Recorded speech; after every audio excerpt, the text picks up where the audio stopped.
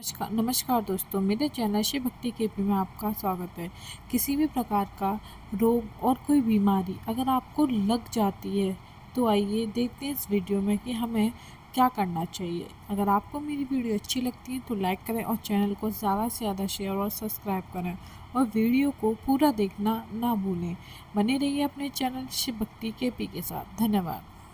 राधे राधे श्री हरिवंश। आपके चरणों में कोटि कोटि नमन। प्रभु जी, मैं श्री जी की कृपा से एक चिकित्सक हूँ। महर्षि, आए दिन गंभीर लाचार मरीज जिन्हें कैंसर, पॉलिसिस्ट किडनी डिसीज जैसे कभी ठीक ना होने वाले रोग हैं, जिनमें मरीजों की हालत दिन प्रतिदिन खराब होती रहती है। इलाज के दौरान उनको मानसिक शारीरिक पीड़ा से गुजरना पड़ता है। ऐसे में सिर्फ उनमें डर बल्कि पल पल मौत का आगाज उन्हें कई बार ऐसे हालात दे देता है कि वो बहुत सारे डिप्रेशन में चले जाते हैं, जिससे वो या तो वक्त से पहले दवाई छोड़ देते हैं या नकारात्मक होकर अवसादग्रस्त हो खाना पीना बंद कर देते हैं। महाराज जी, ऐसे ही मरीजों में उम्मीद और आस तब जगाने की चेष्टा होती है जब आपकी पॉलिसिस्ट किडनी बीमारी और इलाज डायलिसिस के अतरे दिन कष्ट और पीड़ा के बाद भी आप रोज ऐसी दिनचर्या में रहते हैं जो एक स्वस्थ मनुष्य भी नहीं कर पाते। आपके उदाहरण देते हुए मरीजों को आध्यात्मिक शक्ति हेतु चेष्टा करते हैं। गुरुदेव, इस बाबत हम चिकित्सकों और मरीजों के कल्याण हेतु आप अपना मार्गदर्शन और देखो, हम स्पष्ट आपको बता दें, अभी हम अपने को बीमार मान लें, कितने कष्ट आप जो कह रहे हैं परम सत्य है। अगर भगवान में चित्त ना जुड़ा हो तो आदमी मृत्यु मांगे मृत्यु, ऐसा कष्ट है। वो हमसे पूछते हैं आपको कष्ट हो रहा है, तो कहते हैं कष्ट को क्या कष्ट होगा, कष्ट को क्या कष्ट होगा। आप चित्त को प्रभु में लगाए तब बचते हैं, ऐसे थोड़ी बचते हैं। पर हमारे समय आनंदित रहते हैं।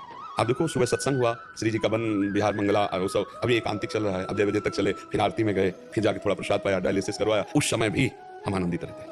क्यों? क्योंकि हम चित्त में प्रियालाल से जुड़े रहते हैं। खास बात है। तो आप डॉक्टर हैं, आप मरीज हैं, या आप स्वस्थ हैं, या आप किसी भी कार्य में रत हैं, जब तक अध्यात्म से नहीं जुड़ोगे तब तक आप द्वंद्वों पर विजय प्राप्त नहीं कर सकते। क्योंकि व्यापार है बराबर मुनाफा ही थोड़ी मिलेगा, कभी घाटा हो सकता है। संबंध है बराबर अनुकूलता थोड़ी मिलेगी, कभी प्रतिकूलता मिल सकती है, कभी मनमुटाव हो सकता है। तो उस स्थिति में हम अपने को कैसे संभाल पाए? वो अध्यात्म। जब हम नाम जप करेंगे और जब हम सत्संग सुनेंगे और हम इस जीवन के रहस्य को समझे कि हम शरीर नहीं है। आज हम बाबा जी हैं, बचपन से भजन में लगे, लेकिन जन्म के समय से ये रोग मिल गया। ये जो पॉलिसिस्ट है ये वंशानुगत है, हमारी माँ को था, उसी से हमारे आया और हम उसी गर्भ में गए जहां पॉलिसिस्ट है, क्योंकि होला है, क्योंकि भोगला है। 35 वर्ष की अवस्था तक तो हमें पता ही नहीं चला। 35 वर्ष में ऐसा प्रकाशित हुआ था कि लग रहा था और गए गए, मतलब ये तो ऐसा है। डॉक्टर ने कहा 2-2.5 साल बहुत है, वो 3 साल, ऐसे 18 साल 19 साल हो गए। लेकिन हमें भगवान की शरणागति मिलने के कारण हम किडनी के फेल वाले डिपार्टमेंट में है ही नहीं, हम पास वाले डिपार्टमेंट में। क्यों? हम श्री जी से जुड़े हुए हैं, भगवान से जुड़े हुए हैं। इतना भी भय नहीं है। 2 किडनी दोनों फेल है, अगर 4, 5, 6 होती, सब फेल होती तो भी भय नहीं होता।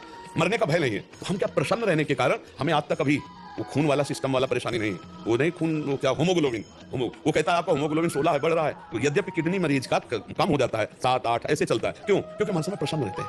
अब दूध रबड़ी तो खा नहीं सकते, आप तो खुद जानते हैं इसका। तो खून बढ़ने का कारण क्या है? हम प्रसन्न रहते हैं, रात दिन प्रसन्न रहते हैं। और हम इसको सोचने का टाइम नहीं देते कि हम बीमार हैं। सोचने का टाइम नहीं देते। नहीं, जहां ग्रंथ पढ़ रहे हैं, चिंतन कर रहे हैं, नाम जप कर रहे हैं, और दिनचर्या ऐसी है कि हम रात्रि के 1 बजे जगते हैं और शौच स्नान सब करके 2 बजे टहलने जाते हैं।